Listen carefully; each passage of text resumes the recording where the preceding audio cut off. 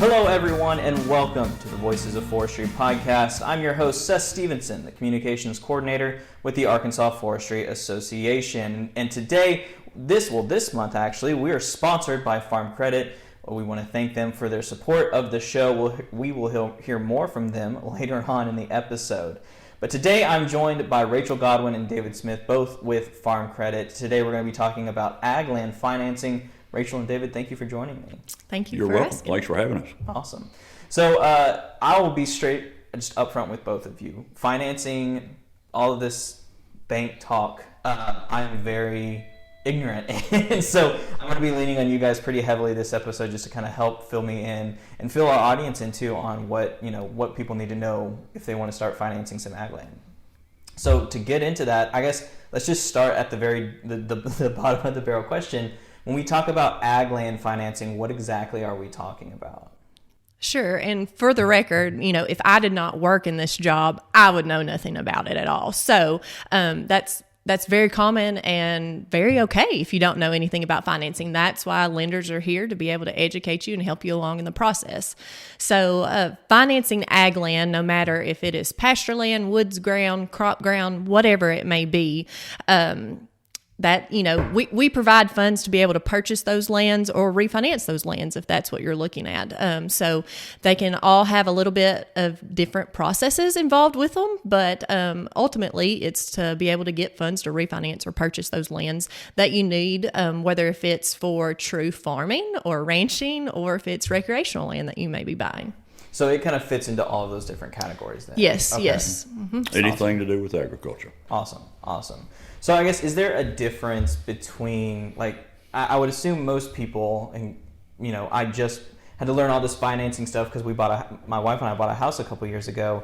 Is it different from that? Is that process the same, or are there any differences there? No, it's different. It is different. Okay. Yes. There's some similarities as far as, yes, we need financial information and yes, we need an application, but from a home lending side, there's going to be a whole lot more from a compliance standpoint that we have to go through. When you buy a home, you're required to give a lot more information on it, and that's just due to compliance laws. Whereas when we're financing ag land, we kind of have a different set of rules we have to go by. Of course, we still need financial information and that sort of thing, but I would say it's probably a whole lot easier of a process to complete. Awesome. The land portion. The home buying is subject to TRID, and that's a lot of regulations that have to be followed in order to get that thing to go through. Okay. I just didn't want people thinking, I bought a house and I know how to finance that, so this should be, I already know how to do this. But I guess if it's easier, you may already kind of be a little confident walking into that. Yes. We do finance some houses. Finance home construction and finance houses. Now, we can't finance a house in a town population of over 2,500 people. Okay. All right. So I guess where exactly, if someone does want to start financing ag land, or whatever they want to do with it, where do they need to start? Do they need to come to someplace like Farm Credit, or where do they need to go first? Well, you can get online and submit an application online, or you can come by one of the offices and submit an application, or give all of your personal information there, and then someone there at the office can tell you what you're going to have to put together to bring back in order to do a financial analysis to determine whether you're eligible for the loan or not. And my advice, certainly now in the market, it seems like if something comes on the market, it's going to go off the market as fast as possible. So right now, if you can be proactive, and if you're looking at buying land, you may not know the exact tract right now or the amount, but you may have an idea of it. I think it's good to go ahead and start those talks with the lender. That way you could get what would be considered a pre-qualification or a pre-approval that would allow you to, when you find that land that you're wanting to buy, you already have the approval process done. So you can pick up with appraisal, which you're halfway through the process at that point. Awesome. So I would encourage anybody that's looking for land, go ahead and talk to your lenders and figure it out, whether if that's Farm Credit or somebody else, find the right fit for you. That way you know what you're looking at when you go to buy it, and you can pick up from an offer and just keep moving forward and not have any setbacks.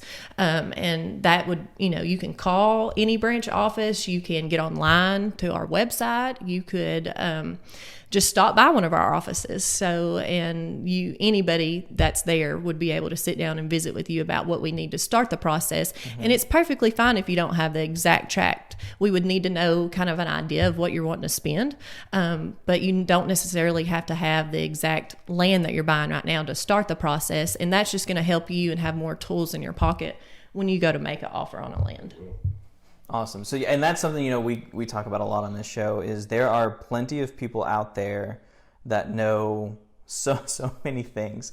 And, whether we're talking about forestry consultants or, just a professional with the Forestry Commission, there are definitely people out there who are willing to help and who are able to help you if you have any questions. And it sounds like getting that started early just expedites the whole process. Yes, it's very typical of me to work with somebody for, over a 6-month period maybe. They may come in and say, hey, Rachael, these are my goals. This is what I'm wanting to buy. Where do we need to start? And we can do some pre-approval work and know that, okay, you'll be able to be approved for this loan to where it's just an easier process. And a lot of people say, oh, well, I'm not ready to buy. I don't want to go talk to anybody. And that you should be proactive in it, because that's our job to be able to help you in this process, whether if it takes 1 month or if it takes 6 months to get it done. That's perfectly fine. And you're not bothering anybody by doing that. So I think it's if you can be ahead of it, it's just going to make your purchase go so much easier and not have any setbacks in it. And I think go ahead, David. If you get pre-approved somewhere through us or another lender, then about how much you're going to be able to borrow before you go make the deal. So you're not going to make a $10 deal and you can only spend $5 beforehand.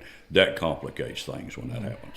And correct me if I'm wrong here, I guess, reaching out to someone like you guys just to even start talking about it, and if you never end up buying the land, it's probably always a good first step just to talk to you guys to kind of see where their options are at. Is that right? Yes. And a lot of people might not know in land financing the amount down that you would have to put down. And so, right now in their life, it may not be an option, but they're wanting to work towards that. So that would give them a goal to, okay, I've got to have 20% to put down in my purchase. So I know what I have got to do to get there. So, if buying land is in your future, in your goals, it's always worth having a conversation with a lender up front to where you can be prepared and you know that you can achieve that goal one day. Okay, awesome.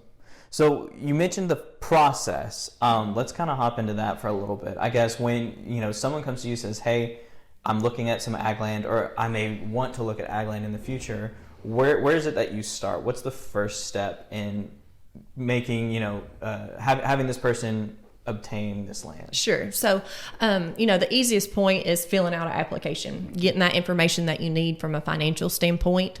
No matter what you're buying, it's always a good idea to know where your tax returns are, whether if your accountant emails them or if you have them. But if you have them with you, that speeds up the process. So, we may not need many years of them. We may just need 1 year, but know where your tax returns are and where you can get your income from. Know what your gross farm income is, that sort of thing, or just gross non-farm income. Also, having a balance sheet. So it doesn't have to necessarily be accountant prepared. Of course, the complexity of your financials depends upon what is required, but just having in your head, okay, these are my assets and these are my liabilities, and that makes it go faster. Knowing what your vehicles, equipment, land that you currently own is worth, that helps the process go faster and makes it a lot more seamless on both ends for both the lender and the customer. So having that together, having an idea of your financial standpoint, having an idea of what all your payments are on any liabilities that you may have, that's the first start, is, gathering the information and getting it together in the process. So you'd gather that information, you'd get it together. Once you're approved or pre-approved, if you find that tract of land and you make an offer, once the offer is made, you proceed on with getting an appraisal of the property. And if the appraisal comes back and we're good to go there, you would go on to title work and closing. So those are kind of the big basic steps of a loan process, with the majority of the work being on the front end. So as much work as you can do ahead of coming to your lender and getting your taxes together and have an idea of your assets and liabilities, that's just going to make it go so much faster. The amount of the loan that you're requesting will dictate what you're going to have to provide financial information. If you're requesting a few $1 million, sure, you're going to have to provide more financial information than you would if you're only asking for $100,000. Okay. Sure. Okay. So that's a big factor then in what you need to have prepared. Definitely. Risk is going to dictate what we would require up front. The higher the dollar, the more information. It's just as simple as that. Yeah. Okay. So it's just, I guess, getting over that initial hump of getting all of your stuff together. Once you've got that down, it just sounds like, I say a breeze, but you're spending, a lot of money. If you have an accountant prepare your taxes for you every year, then that's the first step. Go to your accountant. Your accountant can print all that stuff out for you, and have that. And more than likely, he's going to have a balance sheet too. So you can get that. If you don't have a balance sheet, we can give you a blank form, help you fill one out, or you can take it home, fill it out yourself. Just be reasonable on what you place on your balance sheet. Don't put down a $500,000 home for a $150,000 home that you have, because all of that stuff's going to be checked by the loan officers, regardless of whether it's us or another lender. That's going to be checked. So yeah, I would assume that you guys go through that with a fine-tooth comb, especially if you're loaning out big chunks of money to folks. So okay, but all your lenders do that. That's across the board. So how long, and this, you may not have like a set in stone answer for this, but on average, I guess, how long does this process usually take? From start to finish, it should take 30 to 45 days. Okay. Any more, it depends on everyone that's doing appraisals, everyone that's doing title work, everybody's behind. So, and then if it has to have a survey, you're probably not going to get it closed out in 45 days, because a lot of times it takes 60 to 90 days for us to get a survey back. Okay, wow. Okay, and that's assuming you found a piece of land that you're actually wanting, and you're not just kind of getting things prepped. Right. Gotcha. Yeah. And you may not have to have a survey. That may be something that you don't have to have. Typical process, 30 to 45 days, probably at a minimum. Okay, all right. Well, I tell you what, guys, we're going to actually take a quick break real quick to hear more from Farm Credit, our sponsor for this month. So we will be back here in a few seconds. Farm Credit understands all things ag, including timber. Rural America has trusted Farm Credit for reliable, long-term financing for more than 100 years. Financing farms, timber, rural homes, agro-businesses, and more is all they do, which means they do it really well. Farm Credit is committed to the timber industry. They have experienced staff who understand the financing needs of timber producers and timber operations. Call Farm Credit today for long-term competitive rates that'll support your timber operations' success. Farm Credit of Western Arkansas, the timber lending specialist, equal housing lender. All right, thank you once again to our sponsor this month, Farm Credit. We appreciate, again, their support of the show. So guys, I guess we're kind of nearing the end of our conversation here, but I know you guys are a specific company, Farm Credit. Thank you again. But what are some different financing options available to people that they can look into? Let me correct something right quick. We're actually a cooperative. Are you? Okay. Yes, we're owned by our customers. Owned by your customers. Okay. Awesome.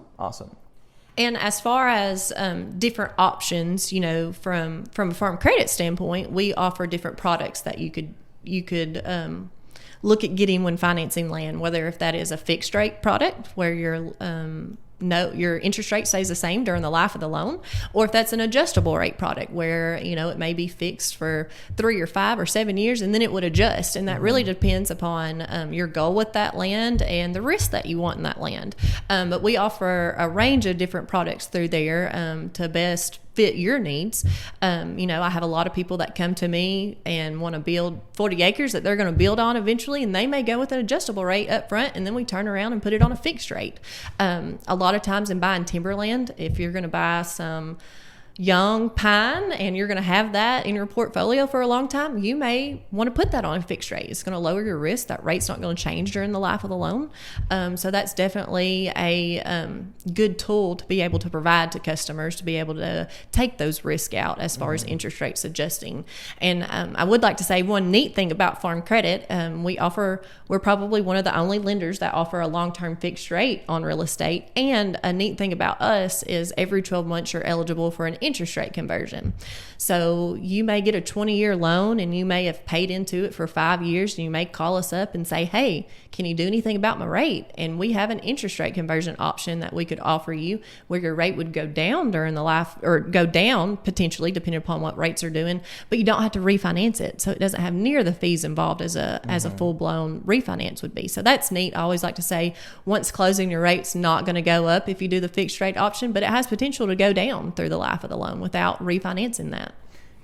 Customers have a hard time believing that that the bank will loan them redo their note at no well, there's a slight charge, but it's not like a refinance, and they end up with maybe 1% less interest rate than what they had previously, which is a big deal. Big deal. Yeah, sure. It can save you a lot of money over the life of the loan.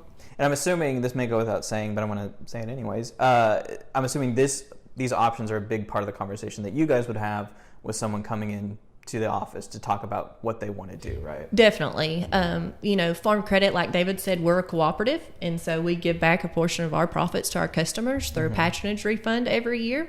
So that's a big hit to be able to tell customers that, hey, we put money back in your pockets once a year, and that's definitely an advantage, and that's something, another part of our toolkit that we offer customers. And any loan officer can sit down and visit with you about the products that we offer. Again, if you're interested, I would encourage you to go to our website, which is myaglender.com, or to stop by and call one of our offices, and anybody would be happy to sit down and visit with you about different products and the steps and everything. A big portion of my week may be just talking to customers, and that's perfectly fine, because we're happy to sit down and let you know what Farm Credit is, because a lot of people just don't know what we are. So. Yeah. Well, I guess I would be remiss, if being a Voices of Forestry podcast, if we didn't talk about timberland. And David, I think this is kind of your bread and butter from what I understand. But do you specifically have any advice, I guess, for people who want to own timberland or are looking at a piece of land to grow timber on?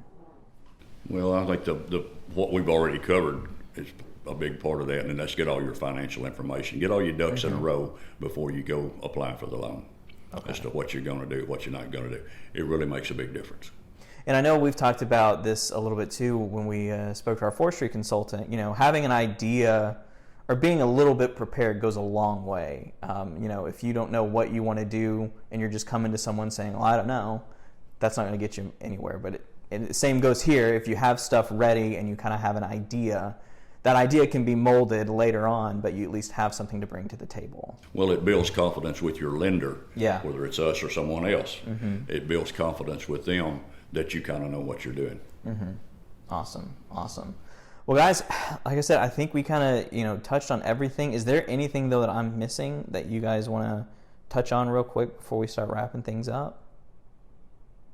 I would just say don't hesitate to reach out and ask. A lot of people can be intimidated by this process, and it may be something totally out of your realm and what you know, but it's not intimidating. There are people there that can help walk you through the whole steps of it. Like I said earlier, if I didn't work in this profession, I would know nothing about it. So don't hesitate to pick up the phone call, even if you're not intending to buying right now. But like I said, you want to be prepared. Do that. Make that phone call and be prepared, because it's only going to make the process a whole lot easier throughout the way. And if you're purchasing land, will thrill your seller in having an easy closing. So please be sure to reach out. I would like to say thank you to the Arkansas Forestry Association for having us on and being able to provide this for timberland owners. I think it's neat, all the different topics that y'all have had. Thank you. And so I would like to say thank you for today and allowing us to be on.